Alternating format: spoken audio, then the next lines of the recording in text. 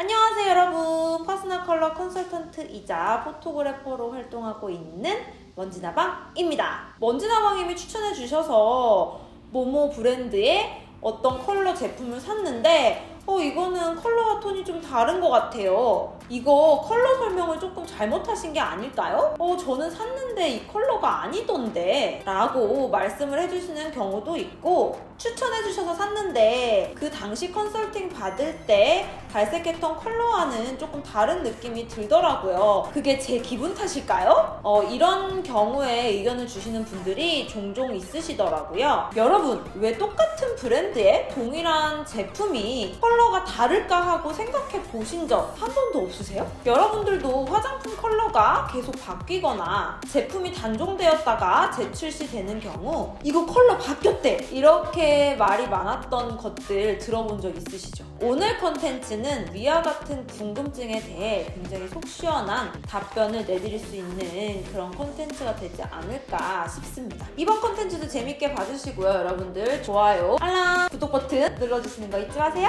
제가 화장품 회사에서 또 근무를 조금 했잖아요. 물론 마케팅 팀이긴 했지만 제가 알고 있는 선에서 설명을 조금 해보자면, 이 부분이 왜 그렇게 된 것인가를 이해하기 위해서는 화장품이 제조되어지는 원리를 알아야 되니까요. 간단하게 얘기를 해볼게요. 립스틱을 예시로 들어보자면 립스틱 하나가 4g 정도 된다는 가정하에 30kg짜리 솥에 이 립스틱의 원료들을 넣고 조제를 하게 되는데, 이때 수량이 최소 수량이 7,500개 정도가 나오게 되겠죠. 근데 이 솥은 가장 작은 사이즈가 10kg 정도 된다고 해요. 그래서 화장품을 만들 때 최소 수량이라는 것도 정해지게 되는 거거든요. 그래서 이 30kg짜리 솥에 그 립스틱의 성분들을 다 넣고 제품을 만들 때 로트라는 개념을 사용하게 되는데요. 이 로트라는 것이 참 설명하기 어려운데, 솥에 탕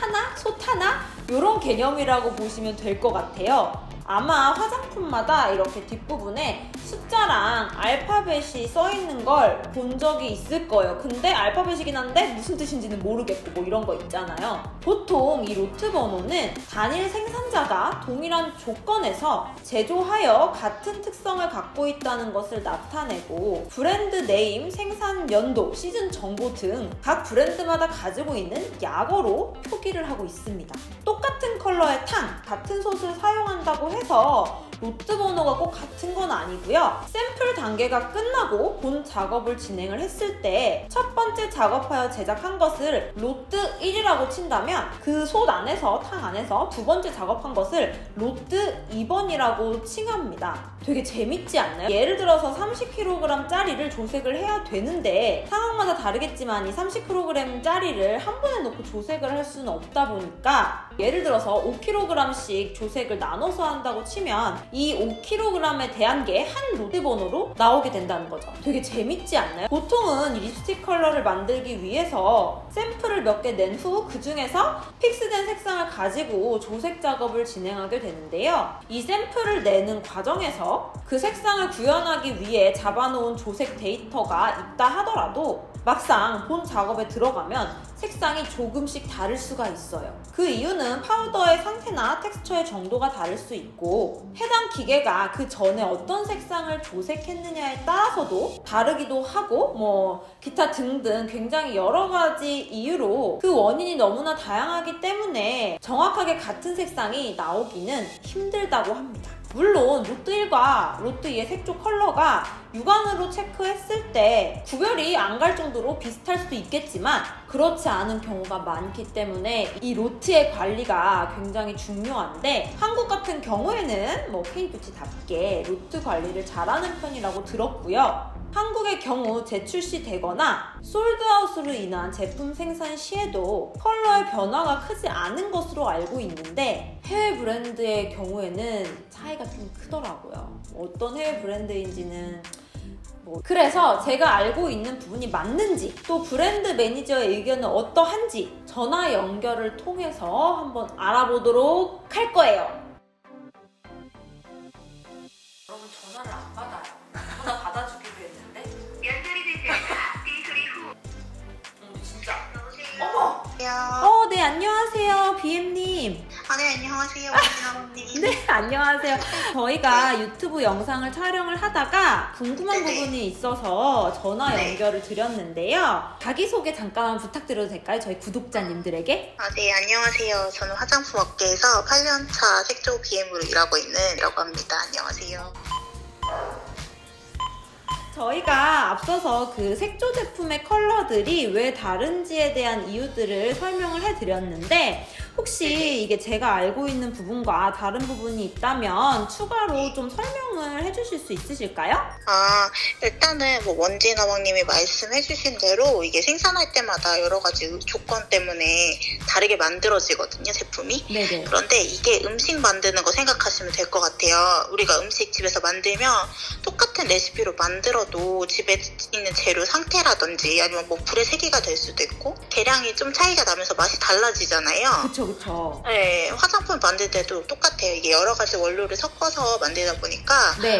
이게 생산할 때마다 조금씩 차이가 만들어지거든요. 네네. 하고 또 이게 전 작업이 후 작업에 영향을 끼치기도 해. 뭐 색깔이 조금 남아있다던가 향이 남아있다던가 이런 것들 때문에 그래서 이렇게 다양한 이유 때문에 색감이나 사용감의 차이가 생기게 되죠. 그래서 화장품 회사에서 이런 문제들을 알고 있기 때문에 처음부터 출시할 때 이 제품의 색상의 스펙을 정해놓고 그 안에 들어오는 제품들만 판매를 하게 됩니다. 그러면은 그 정말로 기계마다 색조 제품의 컬러들이 다르게 나오는 걸까요? 기계 차이도 없을 수는 없겠지만 이게 제 생각에 더 큰 이유는 앞에서 말씀드렸던 것처럼 생산시마다 원료의 차이가 조금씩 생길 수 있고 네. 이렇게 차이가 생길 경우에 실제 제품을 만드는 작업자분들이 이렇게 허용된 한도가 있거든요. 제품을 만드는데 이만큼 들어가야 돼 하는 허용된 한도가 있어서 네. 그 안에서 조색을 해서 색상을 맞춰주세요. 네. 그래서 워낙 전문가 분들이기 때문에 잘 맞춰주시는데 그래서 우리도 같은 제품이라고 생각하고 쓰고 근데 이게 가끔 애매한 컬러들이 있거든요. 좀 애매할 경우에는 담당 BM이나 연구원분들이 공장에 내려가서 이게 컬러랑 제형을 다시 맞춰주는 작업을 하게 됩니다. 컨설팅 오실 때 고객님들께도 좀 많이 아닌 클레임을 듣게 되는 부분들이긴 한데 네네. 왜 유독 해외 브랜드에서 컬러가 달라지는 경우가 좀 많은 걸까요?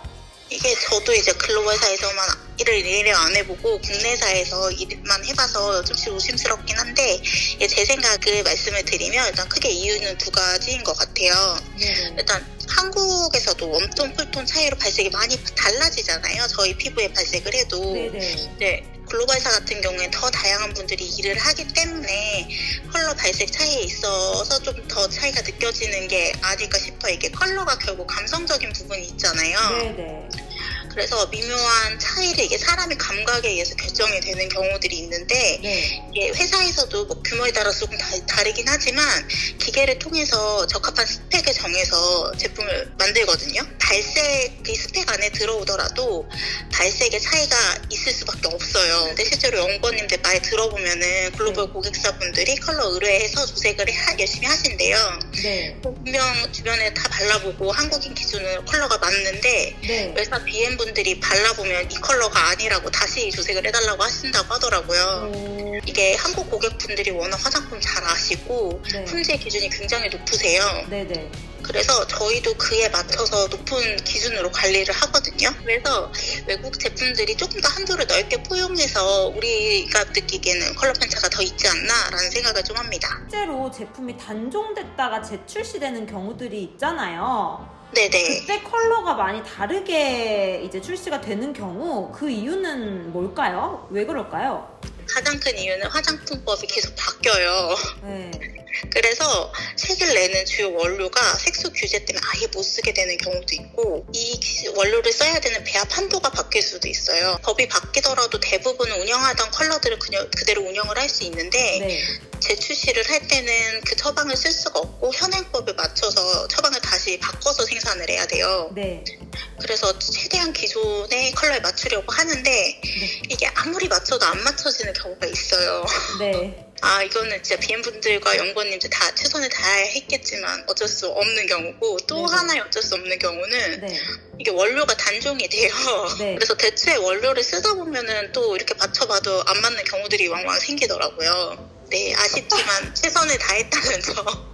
아, 깊은 한숨. 제가 너무 알겠습니다. 어떤 마음이신지. 같은 경우에는 화장품을 올리브영이나 뭐 왓슨이나 드럭스토어 같은 곳에서 랄라블라 뭐 이런 데서 많이 사는 편인데 네네. 테스트를 해보고 샀는데 막상 제품을 이제 사서 까가지고 발색을 해보면 제가 테스트했던 색깔이랑 아예 다른 경우가 많은 거예요. 그쵸. 네, 그래서 이거는 제 예상인데 테스트하는 제품 쪽에 아무래도 조명이 좀 세게 있다 보니까 그런 것 때문에 색이 바랜 거구나라는 생각이 들었거든요.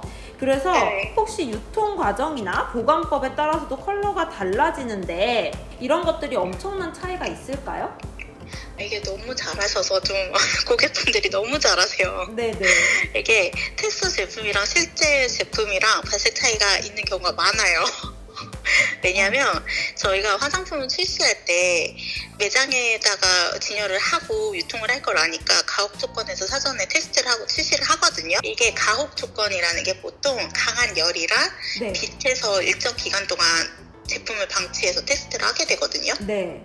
네, 그래서 일정 기간 동안 열과 빛에서 노출해도 처음과 유사한 상태를 유지할 수 있도록 상품을 만들게 되는데 네. 이게 화장품 매장이라는 게 빛이 워낙 강하고 또 이게 되게 짧은 기간 뭐 일주일 이렇게 있는 게 아니라 진짜 뭐 한 달 몇 달씩 있잖아요. 그죠. 네, 그래서 이게 워낙 오랜 시간 노출을 되기 때문에 어쩔 수 없고 특히 아마 아이섀도우나 블러셔 이런 것들이 되게 차이가 많이 나실 거예요. 오, 맞아요. 그래서 네. 이게 저희도 그 매장에 진열하는 부분은 어쩔 수가 없는 부분이 좀 있어서 유통할 때라도 고객분들이 제재로 된 상품을 받으실 수 있도록 단상자에 넣어서 많이 출시를 하게 되고 집에서 보관하실 때도 빛이 없는 서늘한 온도에서 보관을 하시는 게 제일 좋아요. 물론 이렇게 보관을 하더라도 아주 장시간이 지나게 되면 컬러도 제형도 변하게 됩니다. 그러면 만약에 소비자로부터 이런 색조 제품의 컬러가 달라졌다는 피드백을 받는다면 브랜드에서는 보통 어떤 대응을 하게 되나요?